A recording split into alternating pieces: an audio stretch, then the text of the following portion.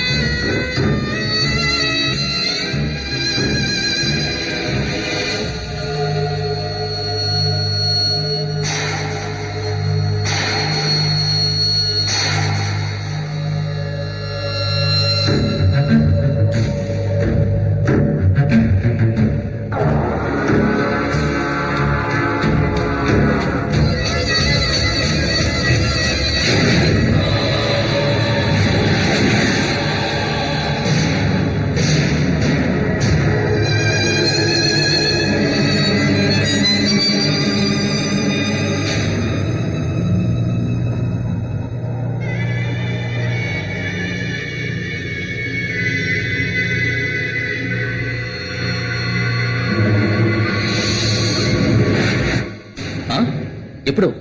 నేను వెంటనే వస్తున్నాను.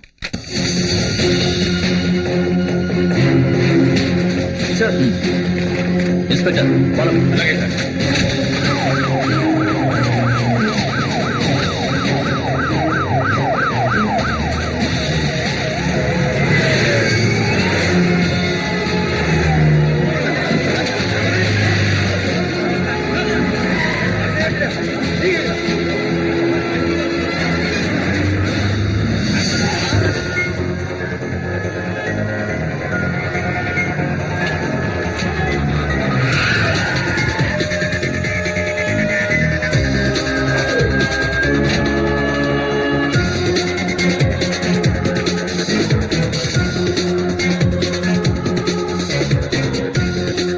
ఈ వార్త వివరాలు తెలుసుకునే ముందు మీకు సెన్సేషనల్ న్యూస్ చెప్తాను. ఇప్పుడు కొన్ని క్షణాల్లో దాని ప్రత్యక్ష ప్రసారాన్ని చూద్దాం. మన సిటీ శివార్లలో ఉన్న మెడికల్ కాలేజీ దగ్గర మన ఛానల్ ప్రతినిధి శంకర్ లైన్ లో ఉన్నారు. శంకర్, వినిపిస్తుందా? హలో శంకర్ వినిపిస్తోందా? వినిపిస్తుంది, చెప్పండి. ప్రజా కాంగ్రెస్ అధ్యక్షుడు ఎంసీ పాల్ కొడుకు యువజన ఫెడరేషన్ అధ్యక్షుడైనటువంటి డాక్టర్ బన్నీ పాల్ పైన దాడి జరిగిందన్న విషయంలో మీకు తెలిసింది చెప్పండి. సార్, ముందు నమ్మశక్యం లేనిది అనిపించినా తర్వాత ఆ న్యూస్ నిజమని తెలిసింది. డాక్టర్ బన్నీ పాల్ హత్య చేయబడ్డాడు. జరిగిన దారుణం గురించి తెలుసుకొని రాష్ట్రం నలుమూలల నుంచి రాజకీయ ప్రముఖులు హాస్పిటల్ కు వస్తున్నారు. ఇప్పుడు ఇక్కడ మన సిటీ ఏసీపీ రాజగోపాల్ సార్ ఉన్నారు. దానికి సంబంధించిన అన్ని వివరాలు ఆయన్ని అడిగి తెలుసుకుందాం. కుందనబాగ్ లో ఉన్న గెస్ట్ హౌస్ లో డాక్టర్ బన్నీపాల్ తన బెడ్రూమ్ లో కత్తిపోట్లతో నిర్జీవంగా పడున్నారు. ఆ గెస్ట్ హౌస్ లో వరాలయ్య అనే వాచ్మెన్ దారుణమైన ఈ దృశ్యాన్ని చూసి కోమాలోకి వెళ్లిపోయాడు. అతన్ని ఈ మెడికల్ కాలేజీలోనే ఐసీయూలో ఉంచారు. అతను స్పృహలోకి వస్తేనే జరిగిన హత్యాకాండ గురించి అన్ని వివరాలు తెలుస్తాయి. ఎవరా కుర్రాన్ని చంపింది? వాడు పొద్దున్నే కారు స్పీడ్ గా డ్రైవ్ చేయడం నేను సుబ్బు చూశాం. ఇంతలోని పాపం ఆ అబ్బాయి మీద పాలుగారు చాలా ఆశలు పెట్టుకున్నారు. రాజకీయాల్లో ఇప్పుడిప్పుడే ముదురుతున్నా. రవి, మనం వెళ్ళాలి కదా? వెళ్దాం. అయితే ఓ రౌండ్ చెప్పు. సరే. మరి సవాన్ని చూడాలి కదా. ఇక్కడ మన city Vinay, ACP Rajagopal sir ఉన్నారు.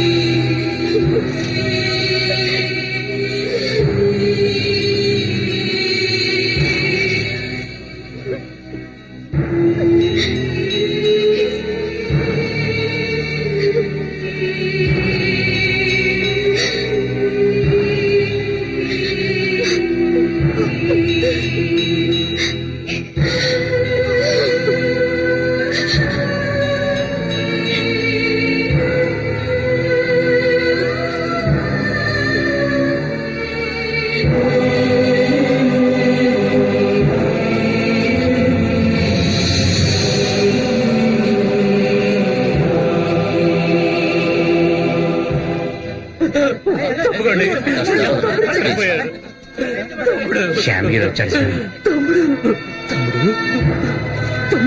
వదలండి, నన్ను చూడమండి. తమ్ముడు, నీకప్పుడే 100 ఏళ్ళు నిండిపోయాయా తమ్ముడు? తమ్ముడు, అయ్యో, ఆ దేవుడు నిన్ను ఇంత త్వరగా తీసుకెళ్ళిపోతాడు అనుకోలేదురా. వాడు మీరు లోపలికి ఎక్కడికైనా తీసుకువెళ్ళు. అయ్యో తమ్ముడు, అయ్యో. వదలండి. పోయిన వాళ్ళు తిరిగి రారు కదా, ఇలాంటప్పుడే గుండెని రాయి చేసుకోవాలి. రా రా బాబు, రా, ఏడవద్దు. దా. అన్నా, ఇక్కడ పావులుగా ఉండవు కదన్నా. రేయ్, మూసుకుందారా.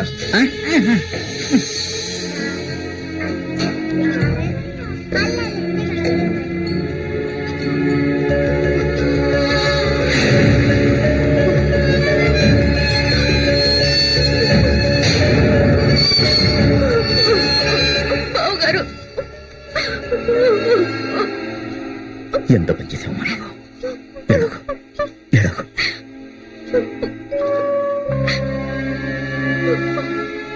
ఒక మనిషిని చంపేత ధైర్యం ఉన్న నువ్వేనా ఇలా ఏడ్చేది?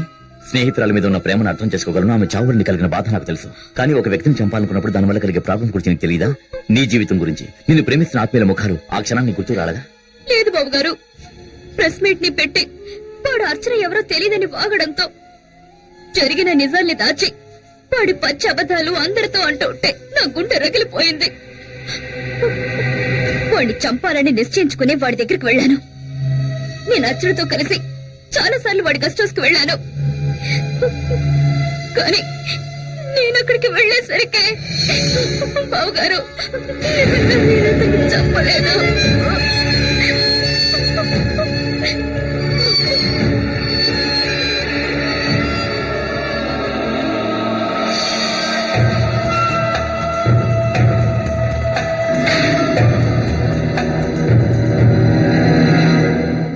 ఎవరమ్మా నువ్వు?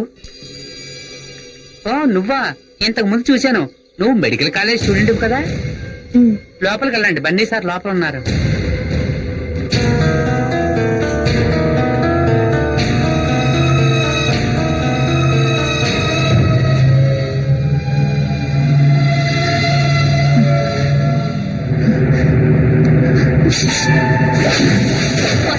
నాకు తెలియదు కదరా.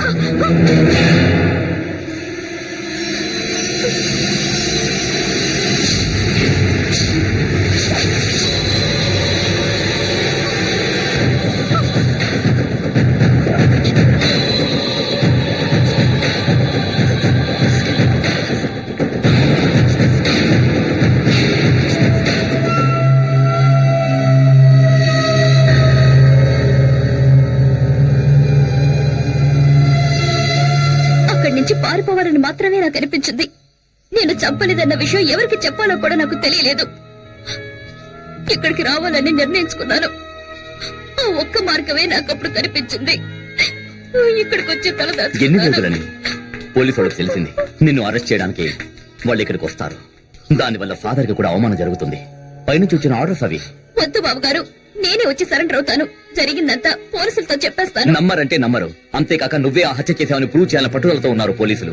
నువ్వు వదిలేసిన కత్తి వాళ్ళకు పెద్ద విట్నెస్. కత్తి మీద బన్నీ రక్తపు మరకలు ఉన్నాయని ఎఫ్ఐఆర్ లో ఉంది. దాని అర్థం ఏమిటంటే నువ్వే దోషివని వాళ్ళు ముందే నిర్ణయించారు. వద్దు, ఇప్పుడు వాళ్ళకు దొరకకూడదు. ఫాదర్, నేను ఆశ నాతో పాటు తీసుకెళ్తాను. మనం కొన్ని రోజులు ఆశని సేఫ్ ప్లేస్ లో ఉంచాలి. తను నిర్దోషి అనే విషయాన్ని నువ్వే నిరూపించాలి. అవును, నిరూపించాలి.